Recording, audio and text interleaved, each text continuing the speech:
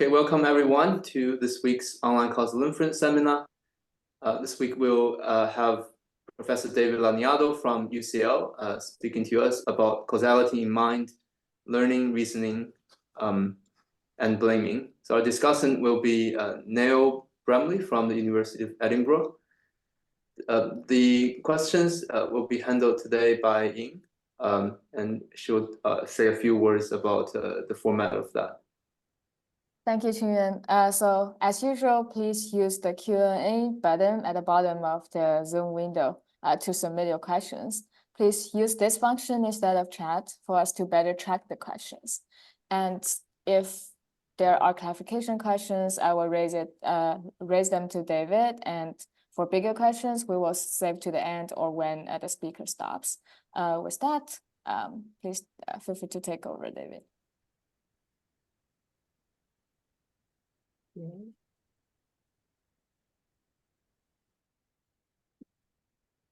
Hi, hopefully you can see my screen. Looks good. Okay, brilliant. Thank you. Yeah, real pleasure to give a talk.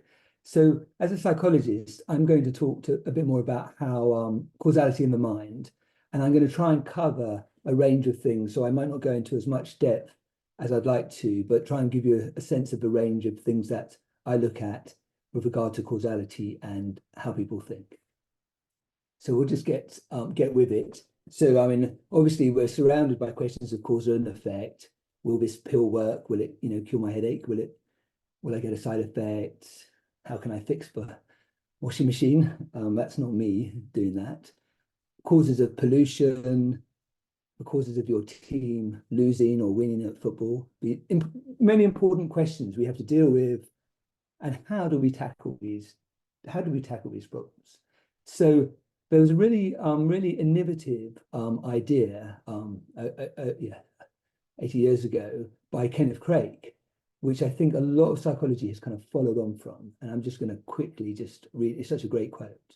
So if an organism carries a small scale model of external reality and of its own possible actions within its head, it's able to try out various alternatives, conclude which is the best of them, react to future situations before they arise, utilize the knowledge of past events in dealing with the present and the future, and in every way react in a much fuller, safer, and more competent manner to the emergencies which face it. So this is just, I mean, it's a lovely quote, and it's, in a way, it's launched the whole idea that we somehow have internal mental models which allow us to predict, anticipate, think about the world. Okay. So just, so this idea has been around in psychology for a while, and actually early on, the idea of internal models and often called cognitive maps was actually looked at even in rats and and humans too. But most of the approaches were very much either logic-based or associative or probabilistic, rather than doing kind of full justice to the idea that they're supposed to map onto the causal texture of the world. Okay, and then I would say more recently, we've shifted to taking causality a bit more seriously in the kind of models we build, and inspired very much by work in statistics and AI and a lot of the work by Judea Pearl. So, and he actually states, he has a kind of, if you like, a naive theory of psychology, which I think is a very, exciting one in a way. So and this is a quote from his first book, I think, causal models are the fundamental building blocks both of physical reality and of human understanding of that reality. So this is like a claim, and I feel that it's a very, it's a kind of claim that we've been trying to fill out, I think, some of us, anyway, psychologists, trying to fill out this idea. And the idea is that we encode aspects of our experience in terms of qualitative causal relationships. That's the key thing, and not really fundamentally in terms of probabilistic relations. So it's kind of inverting that idea. And just, again, I don't want to kind of tell you what you all already know, but just as a kind of highlight what to expect. Pearl, nicely puts forward this ladder of causality. I mean, at the low level, if you like, association, where we very much seeing and observing events and then inferring other events. A kind of the second level where interventions, where we can actually do things which might potentially change the world. So, I've got a headache, I take an aspirin. And then at the pinnacle, the third level, counterfactuals, kind of like imagining retrospection, so I took an aspirin and my headache went away, what would have happened if I hadn't taken the aspirin. And so all three levels actually play out in the work I'm going to cover. And it's really interesting to think about how humans, I think, very naturally think as, utilize all three levels. Okay, and we'll come back to, I'll highlight when we're kind of focusing on one level or the other. Okay, and I'm not going to go into great detail. This is slides that I often use when I'm presenting some of this work to people who are not so familiar with causal models. I'm just going to give so we'll have causal models as we go through the talk, and so just we are kind of using Pearl type, DAGs, and where nodes represent variables of interest, links represent causal relations, and here's a model, a very, very simplistic model of COVID, allergy, exposure. And this model, even simple as it is, supports various forms of inference, which again are things that we're going to look at: prediction, diagnosis, explaining away, intervention-based inferences, and also counterfactuals. So I'm not going to go into exactly how you use a model for this at this point, but we'll cover these things as we go through the talk. Okay. A really important distinction is between formal causal models, the kind, Pearl-like models or other formal approaches, and the mental models that we as psychologists are so interested in. So I think that the formal models have really been a bit of a game changer in terms of the way we understand the mind as a tool to help us understand and potentially to improve human inference. But I think they're like a starting point rather than an end point. So I think they've generated lots of exciting research, but they're not, but you can't replace psychological research or psychological ideas of what we do psychologically, what kind of representations we use, what kinds of inferences we use.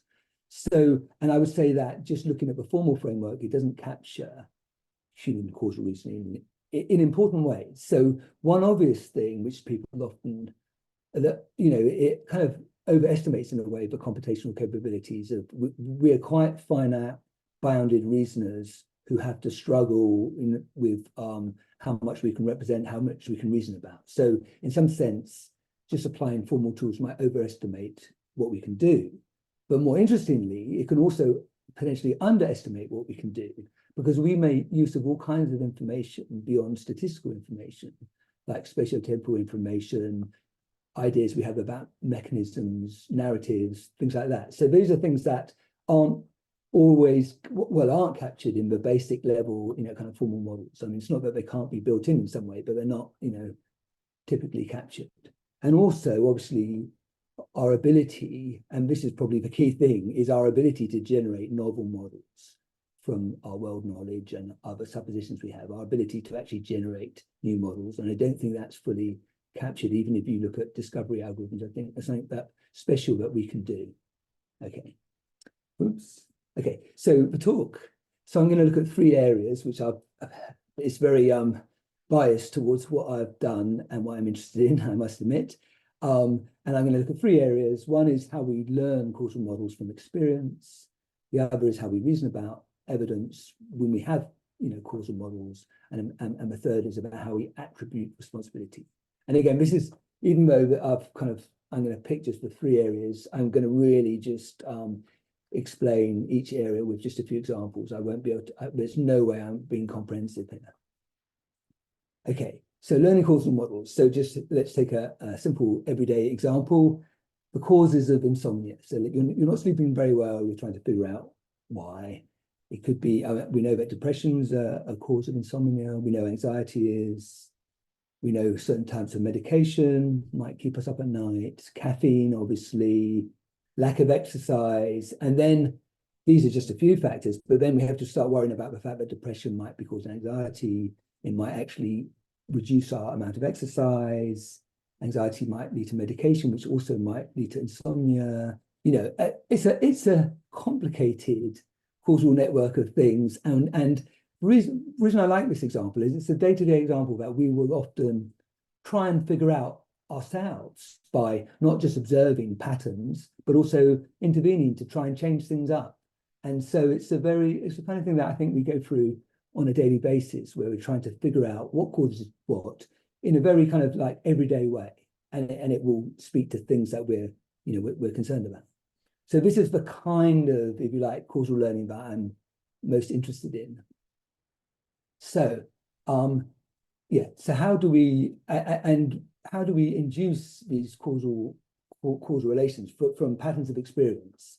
And it's not trivial, and just to, I probably don't tell anyone here, but the number of possible models just massively exponentially increases as the variables increase, the variables that we're interested in, and often evidence is often very noisy.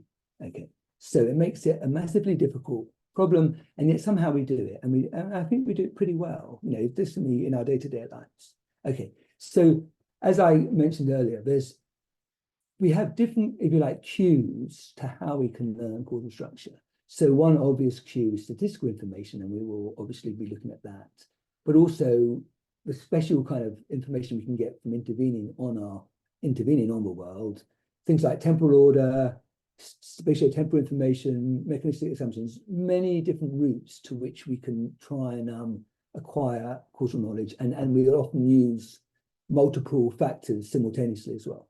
So I'm going to focus mainly on interventions actually in this part of the learning, for the learning section of the talk, but we've looked at all, myself and others have looked at all these kinds of cues. Okay, so intervening is a special one, and I think that's partly why the causal model framework is so useful, because it helps us formalize what we mean by an intervention on a system, learning about a system by intervention, kind of carrying out quasi experiments, allows us to distinguish between what effectively are observationally equivalent structures. I've got Francis Bacon here. He's a famous example of, well, he used the example of twisting the lion's tail to find out more about the lion, which is definitely not a good idea. But anyway, that's an intervention that you will never want to make. Okay, so and here, yeah, just an example, a nice example, just to kind of like warm you up for the kinds of experiments that I'm going to look at. The cause of stomach ulcers was a famous example where there was a correlation between the bacteria and stomach ulcers, but people didn't know whether it was the bacteria causing stomach ulcers or the stomach ulcers causing the bacteria or some third variable causing both. Any of these could have explained the correlation. And then I think it's Brian Marshall, I can't remember his name, I think it's Marshall, Dr. Marshall, anyway, bravely ingested the bacteria and ended up developing early stage kind of stomach ulcers, which kind of like helped confirm to some extent the causal relationship. Okay, so the intervention really helped disambiguate the correlational information. Okay, so now I'm going to skip into the world of psychology experiments, and I'm going to give you a demo. This isn't exactly what our subjects did, but this is the idea: is how can people learn about a small system through just doing interventions. And I'm just going to give you a deterministic example, but actually we tend to use probabilistic examples. So here, imagine a world, a very simple world. We've only got a simple system. We've got three components which could be linked there are going to be no cycles in this experiment, but later on we do look at cycles. But here there's no cycles, and so there are going to be 25 possible models that could be connecting up A, B, and C. And you want to learn the system by making interventions, pattern of interventions, selecting which component to turn on or off, and then seeing how the system behaves. And just showing the power of intervention. So you start off, you make an intervention on variable A, and you see that B and C are both active. So if it's a deterministic case, you can already narrow down from 25. You've now got 5 possible models. Okay, and then now you now intervene on B, and you see that just C activates. So now you can already reduce the space down to two possible models. Now the question is, what do you do next? You've got 2 possible models. I would normally ask the audience, but not so easy online. But basically, you can't just keep doing single interventions. You're not going to be able to disambiguate these 2. you need effective, well, one way is you need a double intervention. So you need to both, for example, you can intervene on A, but you can intervene on B, setting it off, see what happens. Here, in this case, nothing happens. So now you can identify the unique model. Okay, so I'm just taking you through the way you can reduce, through intervention. And obviously this is simplified because it's a deterministic system. And once you have a probabilistic system, it's much more complicated. And we're going to argue, or we'll show that actually optimal Bayesian approach is not feasible for a human to do in this kind of task. It's not a feasible model. It requires updating your beliefs over all possible models. And also, we're also interested in what interventions people select. And the idea here is that you would need to, if you were going to adopt some kind of optimal strategy, you would need to work out what the most informative intervention is, given all possible models. And that is also massively intractable, really, for a human. Okay, yeah, people do pretty well at this task. So how do they do it? And so what we propose, before I show you how people did, we proposed a kind of Neurat ship metaphor. We were very inspired by this idea from philosophy of science. Again, I'll just quickly read out the idea here, which is from Neurat, but this is Quine's kind of articulation of it. We are like sailors who on the open sea must reconstruct their ship, but are never able to start afresh from the bottom. Where a beam is taken away, a new one must at once be put there, and for this, the rest of the ship is used as support. In this way, the ship can be shaped entirely anew, but only by gradual reconstruction. And we have used this and as a metaphor, if you like, for causal model learning, and this is very much work with Neil, Bramley, and others. And the idea here is that you don't, you have to kind of like have a model that you then tinker with while you're at sea, and maybe tweak and tinker to try and keep the boat afloat. But you can't just kind of like start from scratch. You need to lean on parts of your model in order to tinker and learn about other parts. So it's very much about a local, kind of doing local computation in a way. So that's the model. And I mean, that's the kind of impressionistic version of the model, but it is much more rigorously formalized. I'm not going to go into those details for now. And then, so people are effectively given the kind of learning structures that I showed you, where we just went through the demo, where people get to select interventions, see how the system reacts to those interventions, and effectively then draw a graph that they think is the most appropriate causal model. Okay, and just cutting to the chase, really. Yeah, and we looked at various models. I think we went up to about 4 variables. I think we probably looked at larger models as well, but most of the data I'm going to talk about now is just like up to 4 variables with probabilistic links and background noise.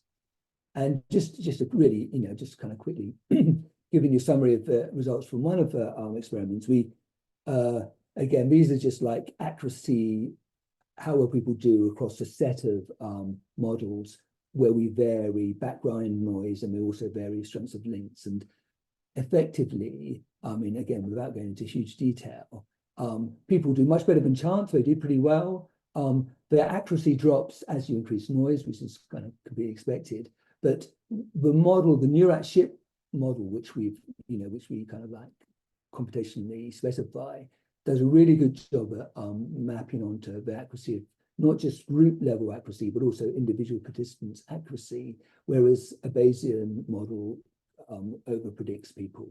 Okay, and then just another, again, compressing a vast amount of work that we did. People also seem to be quite conservative and they make minimal changes. So the idea is that they have a model and then they only make minimal changes from that model to try and accommodate any anomalous data or any new data. So there's a lot of inertia and conservatism in terms of how much they want to change. And this is shown in this right-hand panel about how much they actually change each time they receive new data. Okay. Also, and I'm not going to show all the detail here, people's choices of interventions we modeled quite nicely, and they focus on very specific things to reduce their local uncertainty. And this also matched, it wasn't just a behavioral measure, we also matched this with people's explicit accounts of what they're trying to do, which I was very happy to show that people don't just do stuff and have no idea what they're doing. They actually seem to be quite aware of what kinds of things they were testing. And this, held up. So just like summarizing really this approach, people maintain what looks like a global model rather than a distribution over all possible models. And they adapt and update the model with local changes as evidence comes in, potentially adding or subtracting or reorientating links. Conditional, and this is an important point, conditional on the current states of the other links. So they lean on what they assume, the other parts of the boat, if you like, they lean on that in order to learn about other more local, to make more local changes. Okay, and also, again, summarizing a lot, they choose interventions by targeting areas of local uncertainty, focusing on single links, and also like to generate effects, and there's a kind of a bit of a confirmatory strategies at play. Okay, so that's the Nuet's shift, and then I'm just gonna, one other nice thing is that in some sense the model acts as a summary or memory of previous experience, as well as being a guide for future prediction and action. So it's serving a dual purpose there. Okay, so I'm just going to switch now to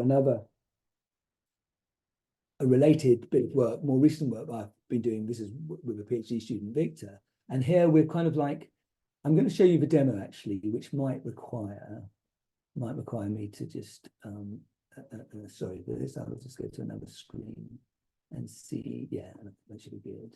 Hopefully, Neil, can we see the demo? Thumbs up, the demo. Okay, yeah, so now we're looking at a bit more of a continuous time context. I'll just start the demo actually. Here we've just got 3 variables, A, B, and C, and we've also got, in this particular version, we've actually got a bit of history. You can see the history of how these variables are moving. And they have their own kind of dynamics before I can start, and then I can start coming in and moving them to see what, I might grab hold of A, actually it's, and see that it does look like it's kind of like moving B in some way. And then I can grab hold of B and try and see what it does. And maybe grab hold of C here and try and figure out what it does. And what's nice about this is we explore loops as well as, obviously it's continuous time, you can intervene when you like, you can just watch the system. And so we've explored people's ability to learn the system through interventions and also just observing the system. It's a nice thing to just watch, it's very peaceful. It's like watching fish swim around an aquarium. Okay, so I'm going to pause that. And so that's just give you a sense of the kind of task. I mean, we've used a lot of different variations, but that's the kind of task. Let's go back to okay. So that's the task. The continuous time context generates a huge amount of data for people. And we also have the dynamics and also loops, which makes observational learning very hard. What do people do? Well, not obviously, but they make extensive use of interventions, and through that are able to actually recover, even for loop-like structures, even for structures with loops, a large percentage of the links correctly. So people are really pretty good at this task. And they can distinguish strong versus weak links. One notable bias that people have, again, there's not that many, but here's one, is a kind of chain bias, whereby people tend to, if there's like a chain structure, they tend to add an extra link, and they're not so good at kind of ruling out that extra link through their interventions. Okay, so this is just like a systematic thing.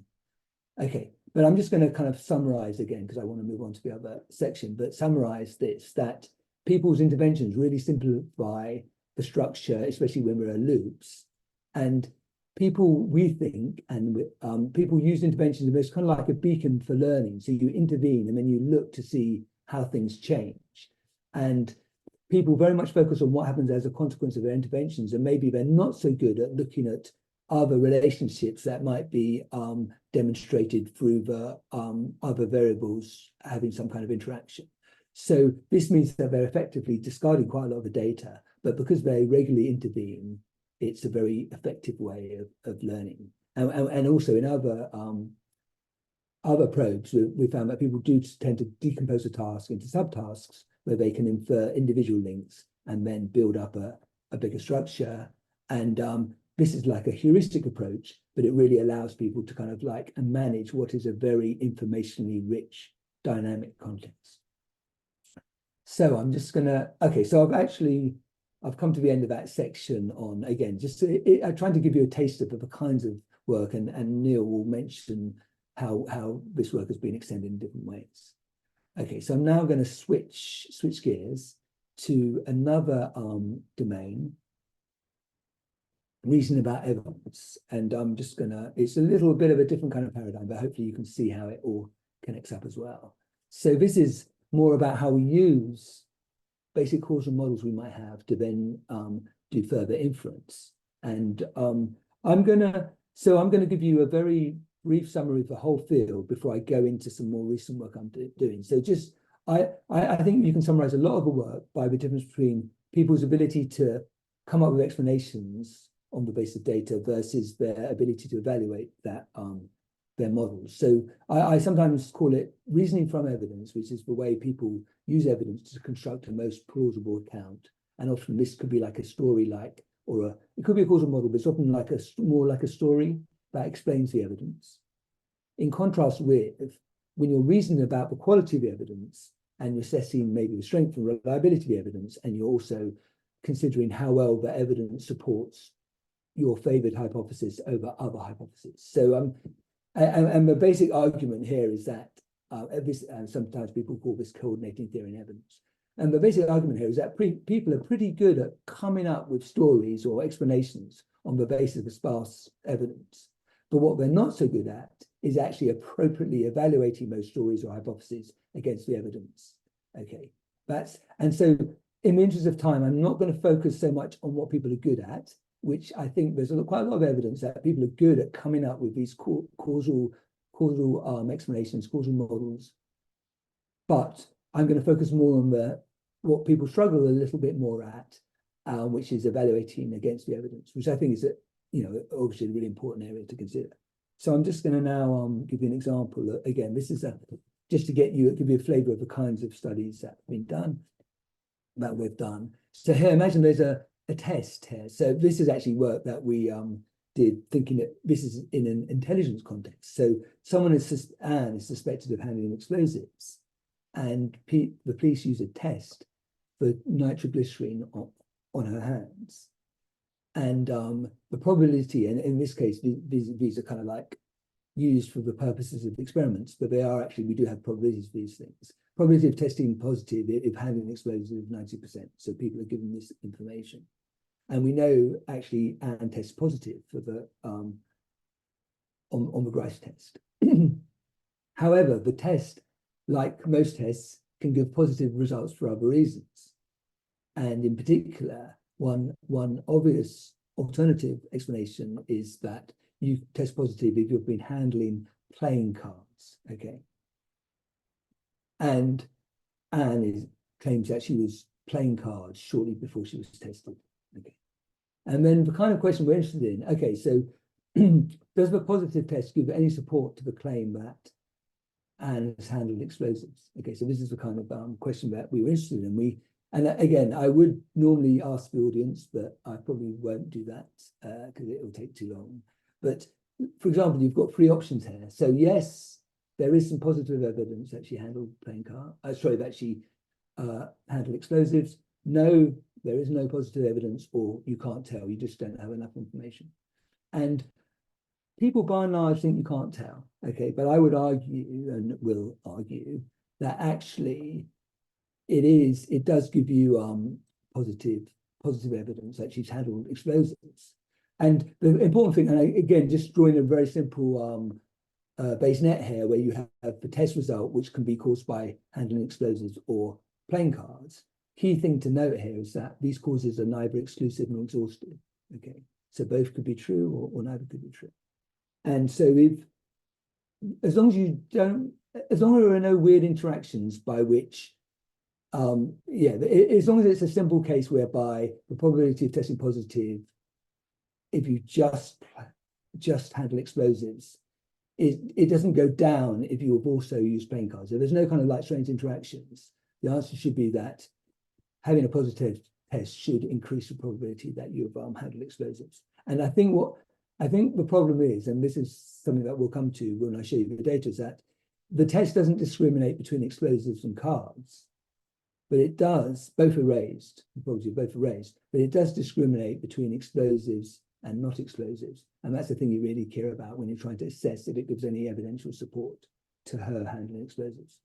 Okay, so this is the kind of test that we looked at. Can people kind of work out that actually something that is equally predicted by multiple causes still provides evidence for one of those single causes? Okay, so this is inferentially, I think, slightly subtle.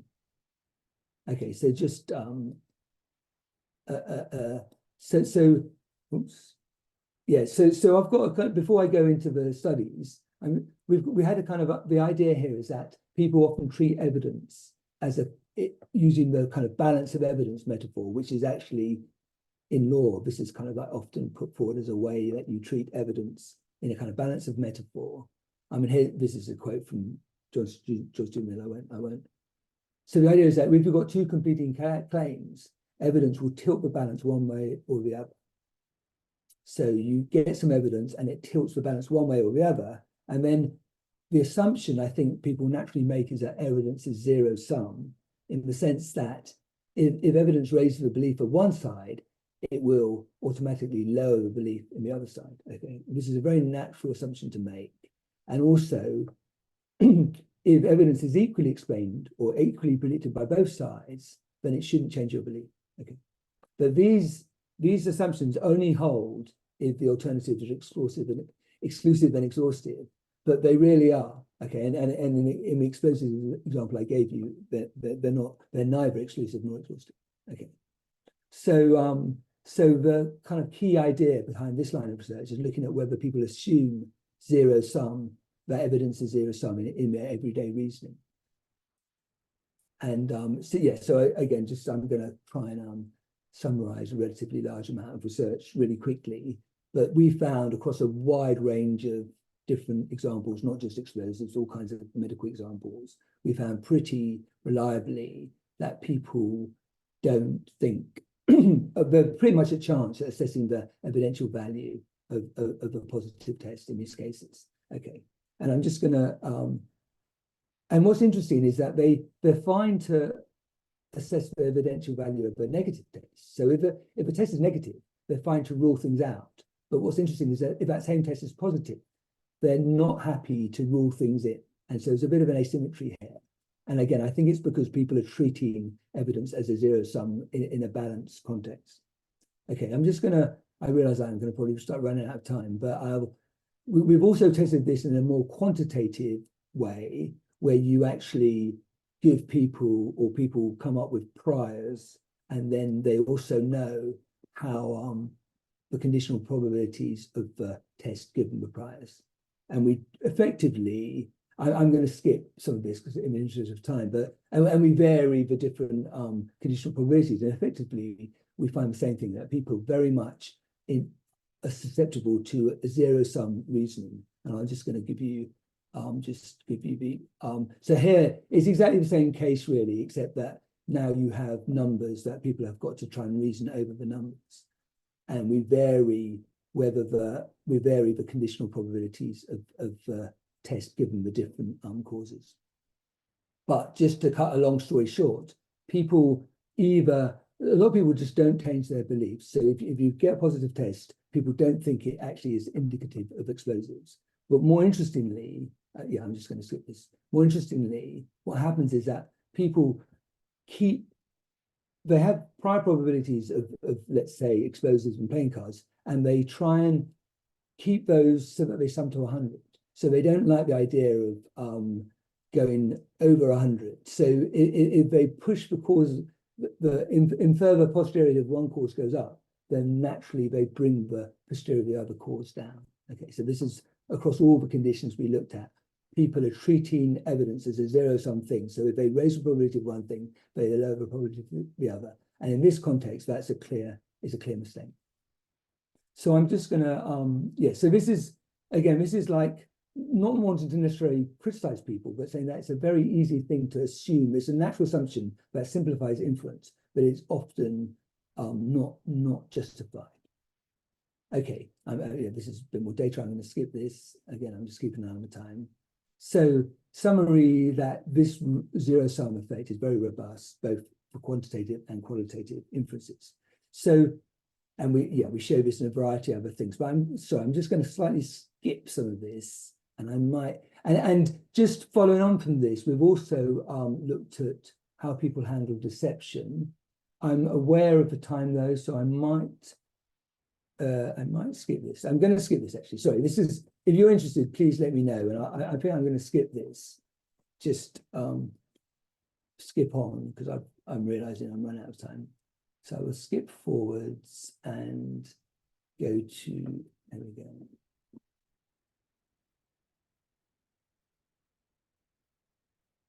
Sorry about this. I'm just skipping.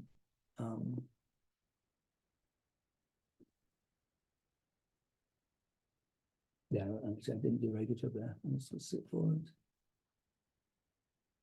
Very sorry about, yeah, you can take this in implicitly, but I'm going to skip it through, and I'm just going to, yeah, it's just going to summarize here. So summary, range of studies with which I haven't presented to you show that people are pretty good at causal reasoning, but what I've tried to show you here is that people deviate from Bayesian updating, and there are, even though they're good at generating explanations, they're not so good at evaluating those explanations against the evidence, even in these very simple cases where you just have two explanations. Okay, so I'm now going to skip that as well. We're interested also how we can improve people's reasoning, but this is just really, I can give more details later. I'm just going to skip to the final part of the talk, just so that I can cover this before we move on. So I've shown so far how people learn causal models, also how they reason using causal models, but now how they attribute responsibility. And again, philosophers have argued about responsibility attribution for millennium. People are actually pretty good at they assign blame very readily. And I would argue that actually they use quite sophisticated reasoning. It's not just a knee-jerk reaction. And so one of the things that people seem to be able to do is solve this problem of many hands. So the problem of many hands is, I'm going to illustrate, for example, if there's a car crash, this is an example of a Tesla crash. So it was an interesting example because it was the drivers were using a self-driving car. So they weren't actually driving the vehicle. And then you have this problem of many hands that you're trying to, what caused the crash, who's to blame? And you might blame the driver because they weren't appropriately using the self-driving facility. They weren't monitoring it appropriately. You might blame the car, the design of the car. You might blame the company or the company's CEO, or you might blame the AI programmers because they didn't program things well enough to allow for the kinds of things that people would do. So here's a case where you have to, it's a pretty tricky problem to try and work out who's to blame in this context. And you have in a way, there's two problems you have to solve. One is judging actual cause. So you want to assign, if you like, causal responsibility to the multiple components that could have, the multiple components. But also you have a problem of assigning blame or credit, which means you need to take into account things like the intentions, beliefs, and foresights of the agents involved in the situation. How much did people know or assume about the situation? So I'm going to mainly just quickly talk about how we judge actual cause, but we've done a lot of work also on blame attribution.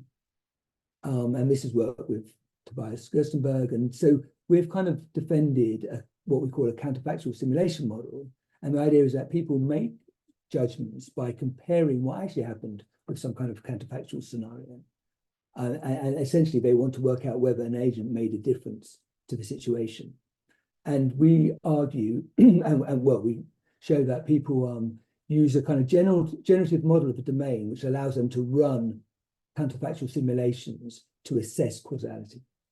And we've mainly done this in the domain of physics judgments. And the idea is that people use some kind of naive physics, a bit like a physics engine, to allow them to simulate possible, in this case, trajectories of objects and interactions between objects. I'm realizing that I'm really short on time, so I'm going to probably, I'll just give you, here's an example, actually, I'll skip this one. So here's an example where people are watching, we get them to watch many clips where balls kind of come across the screen and might or might not collide, and whether or not, and we're interested in whether or not they go into this goal, for example. So here, and we're also, in this kind of study, we also track people's eyes to see where they're looking as well. So you want, the question posed to you when you watch this is, you're going to see ball A and ball B, and you want to judge whether ball A prevented ball B from going through the gate. Okay, so just if you watch, you can watch ball A, ball B, and that blue dot is one person's gaze, might make you look at it. But if you can see that, as well as looking at the balls, I might play this again. I might play it again. You can see that as well as looking at where ball B is going, people are also looking at where ball B would have gone if it hadn't been hit by ball A. So just show that again. You can see that people are looking to see where ball B will be going, and even after the collision, they're interested to know where ball B would have gone. So they're not just looking at what actually happens, they're looking at what would have happened. And the idea is that they're using that to answer this causal question.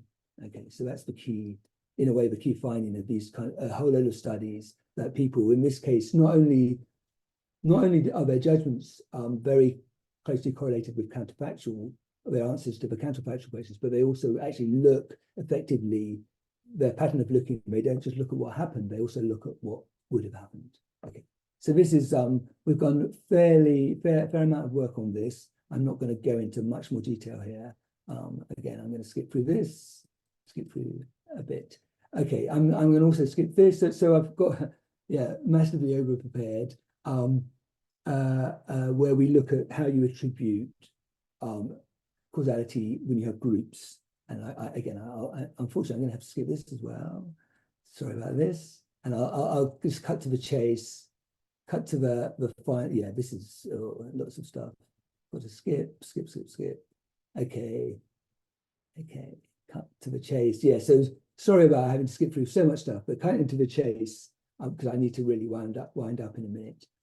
So far, I've covered how we learn models from experience, and here causal models are pervasive. How we learn them, we can learn through intervening, often focus on a single model at a time. How we reason about evidence, I haven't shown you how people build the causal models and to use them, but I have hopefully shown you how people can struggle sometimes to evaluate these causal models. And the attribution side, again, we've found that people use counterfactuals in order to attribute actual cause, and also, in work I haven't shown you, how they also use that to attribute blame and praise. So, I mean, so the kind of final summary really is that causal models are pervasive, mental causal models are pervasive in so much of what we do.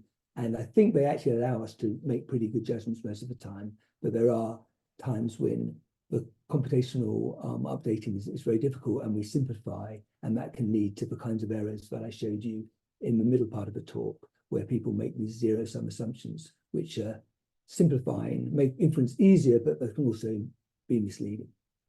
Yeah, so sorry, very sorry I had to rush through so much of that, but I've hand you over now to the discussant. Yeah, so let's move to the discussion. Leo, if you're ready. Cool. Okay, let me try and share my screen.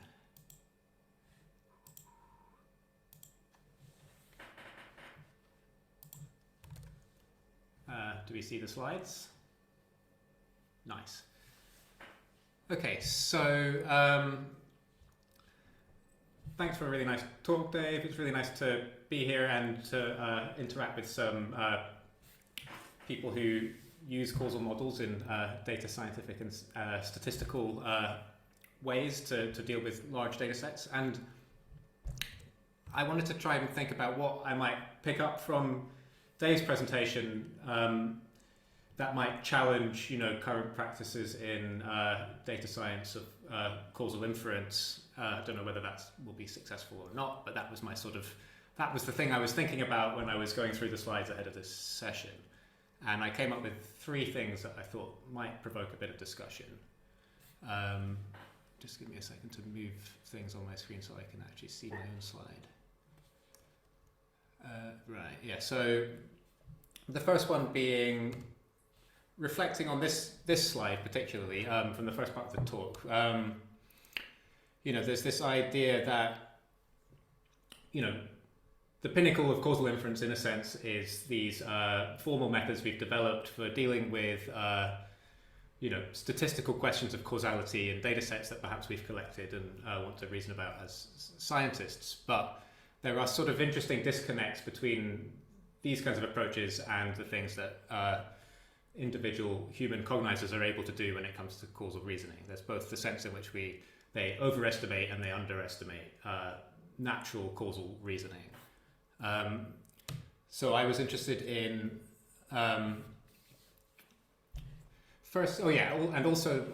this idea that one of the ways in which they underestimate human causal reasoning is that we're very much geared towards dealing with a spatially, temporally continuous environment and being able to make sort of online sensible judgments about this environment. Whereas, as a data scientist, you're often going to come into the picture once you already have a nice tabular data set of measurements. So I wanted to sort of probe a little bit at that aspect of causal inference. Secondly, there's this question, we heard a bit about this philosophy of science idea, Murat's ship, which comes from a sort of anti-foundationalist perspective of how causal theories or beliefs about the world, grow and change over time and through exposure to data. And in some ways, I think the work that Dave and I did on that might not go far enough, and I wanted to sort of try and raise the question that it's actually a really, really difficult problem to think about how one can grow and elaborate and generate causal models in a way that can get progressively richer over time. So I'm going to pick up on that. And also third, if time, the role of counterfactuals in reasoning and discourse is fascinating to me, but I'm curious as to how oven ready people think they are in terms of, humans do have strong tendencies towards generating certain counterfactuals and not others, but there's quite a lot of a grey area there about what are the correct counterfactuals to consider for a given question. So I'm going to try and get to that as well. So how do discrete representations interface with spatial temporally continuous environments? Well, I think there's plenty of evidence, including Victor's work that Dave presented there, that human adults are able to learn about and control continuous complex causal systems, not least our own bodies, but also the arbitrary kind of systems that we find ourselves needing to control in our adult lives, like maybe sailing a ship in a rough sea or learning to drive a car. These kind of causal mechanisms are complex, and yet we are capable of mastering them in large part. But I think the empirical picture coming from psychology is that quite a lot of what's going on when we do come to understand these kinds of continuous systems is actually happening in the process of the abstracting of that continuous system into something that we can kind of reason about.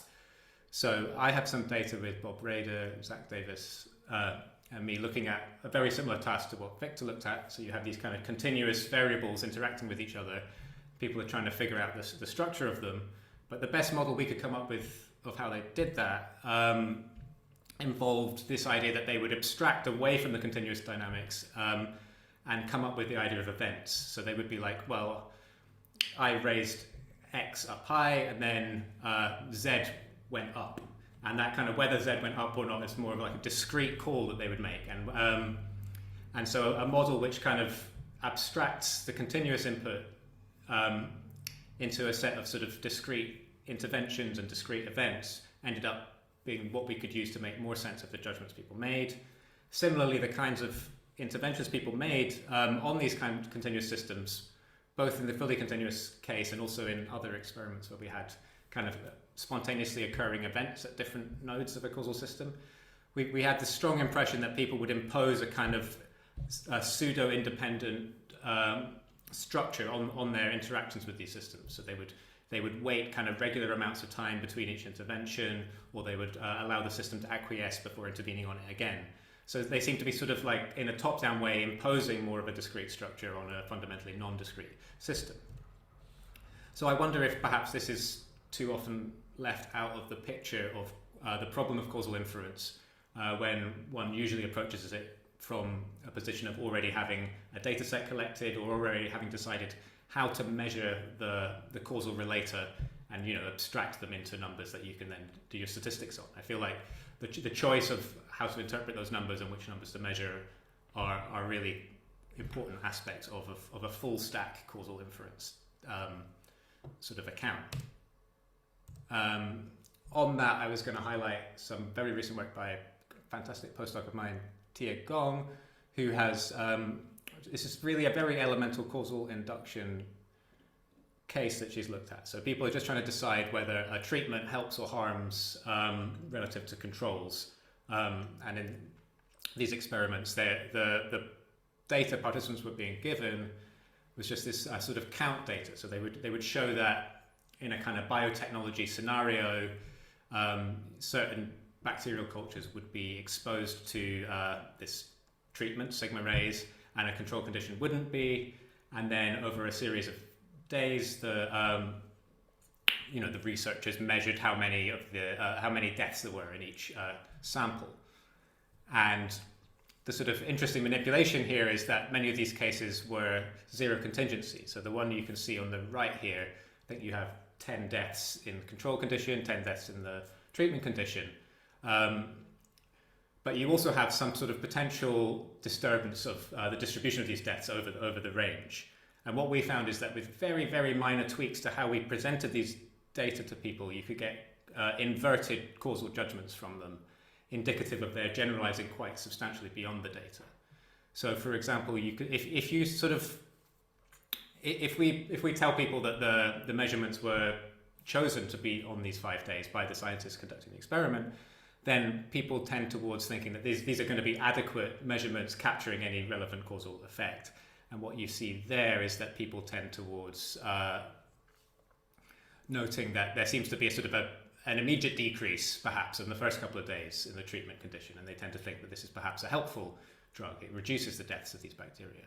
But if you say that we've been measuring for 5 days so far and don't give them any information about whether that's a kind of a complete coverage of any causal effect, then what happens instead is people extrapolate what they see as perhaps a trend here. There's a worrying increase on day 4 and 5 under the treatment. And actually it reverses the judgment and people think that this is a harmful drug because probably on day 6, 7, 8, you're going to see lots of deaths. So the headline here is that, statistically, every condition of this experiment was identical, and many of the conditions there was no statistical signal apparently. But actually people had strong causal interpretations that could reverse direction just depending on how we presented the data and very minor tweaks to why we said the measurements were made in those days. So if natural cognizers are spontaneously extrapolating beyond measurements and wrapping these extrapolations into their causal judgments, then it's sort of no surprise if there are mismatches between what they're intuitively judging and what your sort of formal method will say if it doesn't capture those same extrapolation processes. So yeah, the second thing I was going to pick up was this sort of how do we generate and adapt causal hypotheses? I think this is a big challenging problem. I think if I were to try to summarize Dave's talk in one sentence, I might say that causal models are inextricably connected with human cognition. And I might try and make that point even more strongly and say that they're sort of, our formal methods for causal reasoning are really consequences of a whole load of causal cognition. And so a whole load of cognition. And if anything, the basic building blocks of causal models are things that almost necessarily have to arise from our very early experiences with the world. So the idea that the notion we have of intervening on the world has to be one of the very first things that you learn as a child. If you're going to be barraged with confusing sensory information, at some point you're going to need to recognize that certain things that you do move your motor, trigger motor commands which change the input, so that you are sort of the very first cause that you discover is your ability to change the environment. And it seems very natural to generalize that as you sort of enrich your model of the environment to contain perhaps more than one agent, and then to connect these things together. The directed graph seems to sort of be something that really falls out from this kind of generalization from one's own causal efficacy. And you could argue that the fancy methods we have today that we can use to analyze data that we wouldn't be able to do cognitively are in turn sort of products of these of causal reasoning and theory building, reaching out beyond the individual mind into sort of cognitive products and prostheses that allow us to do more subtle kinds of causal inference in the world. So how on earth do we get from zero to these complex causal models? I don't think it's enough to do a search over the ways in which you can connect a pre-specified set of variables together. I think you need to have a more flexible account of how causal models can grow and be elaborated. So I think it's more than a scaling problem. I think you need to think about causal inference in the general case as a sort of non-parametric inference problem, where you need to be able to have learning models that are able to enrich and grow causal models that are larger than the ones that you start with. I think, like Dave, I've got far too much stuff, so I'm gonna skip over the details of work that I think is exciting in this area, but just say that I think that open-ended models of causal structure learning seem really important, and something that's a very active research area in my bit of computational cognitive science, but I'm curious if that's in play in more data science and statistics. The third thing I was going to mention, which I think I can say very quickly, is that I think the challenge with counterfactuals is that there's so many of them that you could think of them as sometimes being like the dark matter of disagreement. So when two people seem to have an irreconcilable disagreement about something like whether we should have had a lockdown during the pandemic, I think often the case is that what's really going on is that they have very different ideas about what would have happened had we not had a lockdown. And it can be quite hard to get to uncover these things.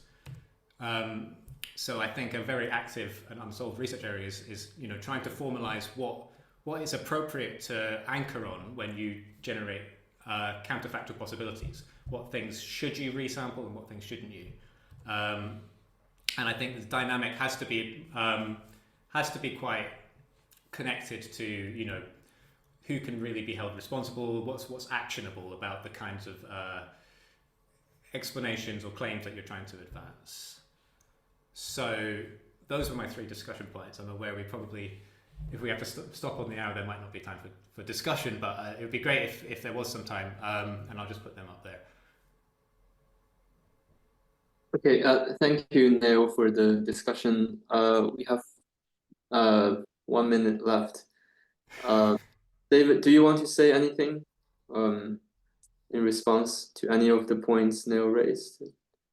No, I mean, I'm happy to just go straight onto questions from the audience, actually, if that's okay. So that you have already answered quite a few questions. Yeah, I've been trying to on top of them. Yeah, there's one more long question. Yeah, would you like to take that one? Or? I can't see the questions if anyone wants to read them out. Or should I? Oh yeah, no, let me have a look. So it's about if you can hear me, it's about the pragmatics in the example I gave, the pragmatics of handling explosives and whether people are understanding the question in a different way.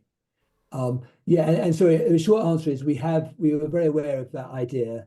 Thank you. This is from Jonathan, and we have tried lots of different ways of avoiding that pragmatic reading, and I'm pretty confident that the bias persists even once we've I don't think that's a full explanation of what's going on here.